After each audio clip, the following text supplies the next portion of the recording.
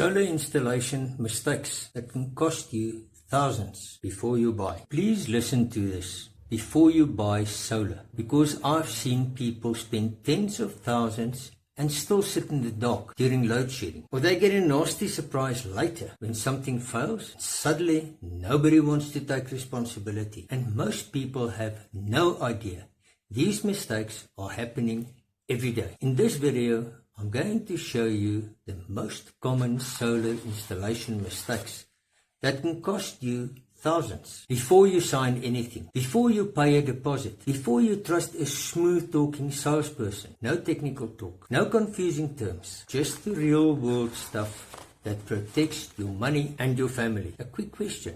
Why do you want solar? Load shedding, big bills, or both? I'll read the comments and your answers help me plan the next videos. I'm Steven. I've been an electrician for 37 years. I've seen solar systems that are brilliant, and I've seen systems that become stress machines. And I hate seeing good people get caught by the same mistakes because they were never told what to watch for. If you want honest, simple advice like this, subscribe. This channel is about keeping you safe, saving you money, and helping you make a smart decision step by step. Before we get into the mistakes, here's the truth. Solar is not magic. Solar is a plan. And if you buy the wrong plan, you don't just lose money. You lose trust, time, and peace of mind. Now let's get into this. The first thing you have to decide, where are you going to place the inverter and the battery? I've seen many installations done inside the house, which is fine, as long as building regulations require that the battery to be on a double wall. So it cannot be in the spare bedroom, even with the door closed, or the dining room, or in the scullery. If the exit from the house is past the battery, and it's against SANS regulation. Why? If for any reason the battery catches fire, you will not be able to get past it. Lithium burns with tremendous heat, and it gives a toxic gas off while it burns. If you have an alternative exit which is not past the burning battery, it might still be okay as long as it's on a double wall. To have a system inside the house is expensive. You have to have a fire resistant box that can contain the fire for at least 2 hours. Such a box must well be more expensive than your intended inverter system. Your garage or the outside room is a better option. Buying solar without deciding what you actually want to do is one of the biggest mistakes. I want solar. Okay, but for what? Do you want lights, Wi-Fi, TV alarm, and a few plugs? I want everything in my house to feel normal during load shedding, load reduction, outage. And normal is to run the dishwasher after dinner, or to run your geyser sometime during the night. These are two totally different goals. I've had a client once who told me, I just want the basics. Then after installation, the first load shedding hits, and suddenly it is, why can't I boil a kettle or use the microwave? Why can't I run the geyser? And I get it. When the power goes off, people want the same comfort as when the power is on. But comfort costs money. And if you don't decide your goal first, you end up buying the wrong system and paying again later. Your first step is not shopping. Your first step is deciding essentials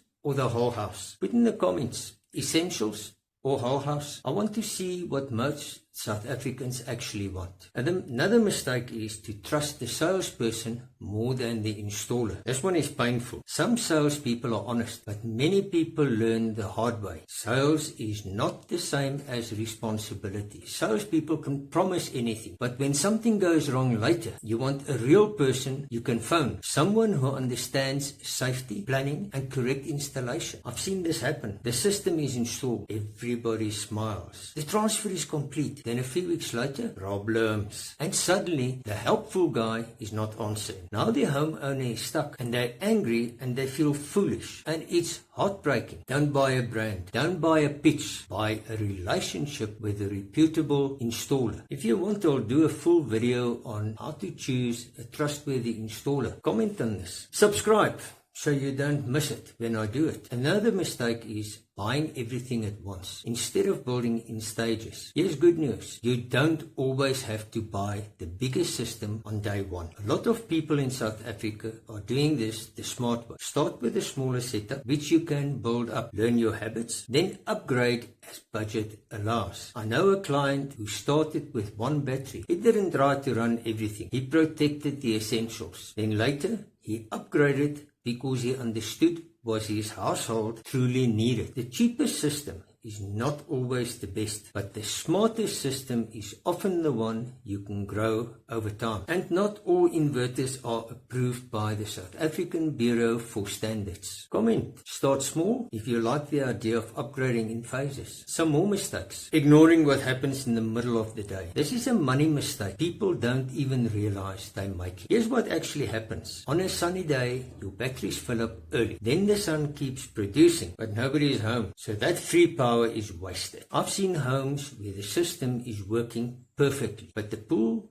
the geyser, the dishwasher still runs on the utility power. So they're not getting the full benefit of their system. If you're going solar, you must think the inverter system can only run as it is programmed to do, but you can think outside the box. What can I run in the day when the sun is working? Depending on the size of your system, you cannot run all at once. The dishwasher can utilize the sun for the hour it takes to do its job. Then after, the geyser can run for an hour. Lastly, the pool pump uses the least power, so it can run until late afternoon. That's how solar becomes a money saver instead of just a load shedding backup. If you had free sun power at midday, what would you use it for? Comment. Hot water, washing machine, pool, others. Draining your batteries at night without realizing it surprises many people. They think, I have solar now, I can live normally. Then they use high power appliances at night and the batteries run down very fast. Then load shedding hits and suddenly there's no backup left when you need it the most. And this is where people get angry because they feel robbed. But often it's not robbery, it's misunderstanding. Treat your batteries like an emergency tank. Use them for what matters most: lights, Wi-Fi, security, and basic comfort, especially at night. If you put battery in the comments, I'll make a whole video how to make your batteries last longer. A big mistake is to keep adding more and more appliances after the installation because it's working. This is a classic. The system is installed, then people keep adding things. Another geyser, another plug circuit, another appliance, and one day it struggles and it trips or it fails. I've literally heard, but it worked yesterday. Yes, because you didn't load it like today. A solar setup is designed around a plan. If you change the plan, you must recheck the design. Otherwise, you're gambling with expensive equipment. Speak to your accredited installer. He will guide you in the right direction. Subscribe. I'll do a video and explain things with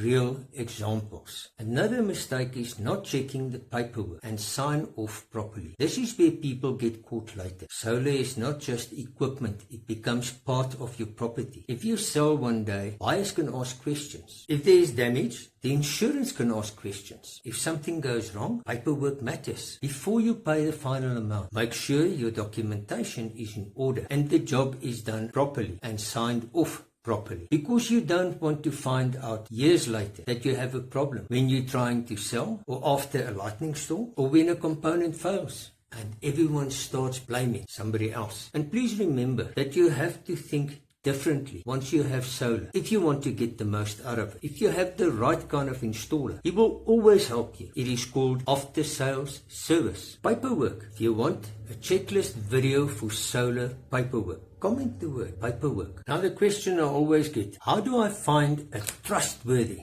installer? Yes, the simplest way. Word of mouth. Somebody had a good experience from a trustworthy electrician. Not somebody who says, I know an electrician. Local, community, WhatsApp groups. People can be brutally honest on such groups. Ask for references of his previous installations and phone the people. Ask them about the experience with your Sparky. Don't trust photographs. You can lie because he can steal somebody else's work and brag with it. And then ask for proof that they are properly registered and qualified to do this work. If somebody gets offended when you ask for proof, that's information. Let's recap the mistakes that cost people thousands. Buying solar without deciding your goal. Trusting sales more than installation. installation. Buying everything at once instead of upgrading in phases. Wasting the midday sun, that's a big one. Draining batteries at night without understanding it. Adding appliances later without checking the plan. Not securing paperwork properly. One final thing to remember. Many inverter systems allow you to make your installer the administrator